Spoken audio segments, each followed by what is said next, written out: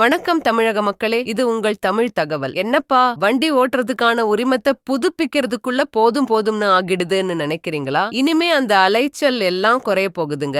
அதே சமயம் நீங்க தப்பு பண்ணா உங்க உரிமத்துல மார்க் புள்ளி குறைய போகுது. மத்திய அரசு கொண்டு வரப்போற இந்த அதிரடி மாற்றங்கள் என்னென்னு இப்போ விலாவாரியா பார்ப்போம் வாங்க. 40 முதல் 60 வயசுக்காரங்களுக்கு ஒரு குட் நியூஸ். இத்தனை நாளா நீங்க 40 வயசை கடந்துட்டீங்கன்னா ஓட்டுநர் உரிமத்தை புதுப்பிக்கும் போது ஒரு டாக்டர் கிட்ட போய் நான் நல்லா இருக்கேன்னு மருத்துவ தகுதி சான்றிதழ் வாங்கிட்டு வரணும். ஆனா இனிமே 40ல இருந்து 60 வயசுக்குள்ள இருக்கிறவங்களுக்கு இந்த இருக்காது. ஏன்னா இந்த சான்றிதழ் ஒரு சடங்கா தான் நடக்குதுன்னு சொல்லி இதை நீக்க அரசாங்கமும் முடிவு பண்ணிருக்காங்க. ஆனா 60 வயசுக்கு மேல இருக்கிற பெரியவங்களுக்கு இது கட்டாயம் உண்டுங்க. மார்க் போடும் முறை கவனமா இருங்க. பள்ளிக்கூடத்துல தப்பு பண்ணா மார்க் குறைப்பாங்கல்ல, அதே மாதிரி இனிமே நீங்க சாலையில விதிமுறைகளை மீறினா உங்க ஓட்டுநர் உரிமத்துல தண்டனை புள்ளிகள், அபராத புள்ளிகள் சேரும். ஒரு குறிப்பிட்ட அளவுக்கு மேல இந்த புள்ளிகள் சேர்ந்துடுச்சுன்னா உங்க உரிமத்தை தற்காலிகமா நிறுத்தி வச்சிடுவாங்க. அதாவது நீங்க வண்டி ஓட்டவே முடியாது. காப்பீட்ட பணம், இன்சூரன்ஸ் ஏறப்போகுது. இதுதான் ரொம்ப முக்கியமான விஷயம். நீங்க அடிக்கடி தப்பு பண்ணி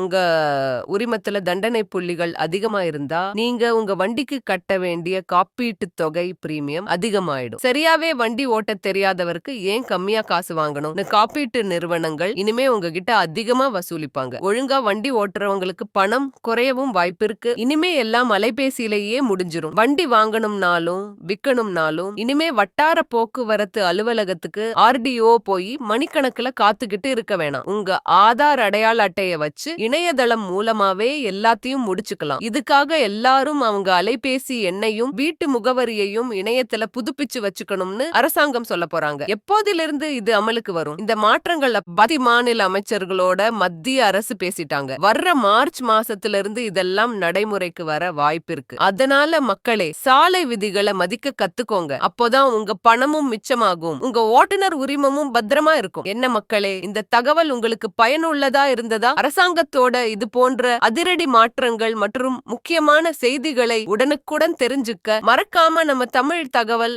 அலைவரிசைக்கு சந்தாதாரர் ஆகுங்கள். சப்ஸ்கிரைப். அப்படியே வண்டி ஓட்டுற உங்க நண்பர்களுக்கும் இந்த காணொலியை பகிருங்க. அவங்களும் விவரத்தை தெரிஞ்சுக்கட்டும். நன்றி, வணக்கம்.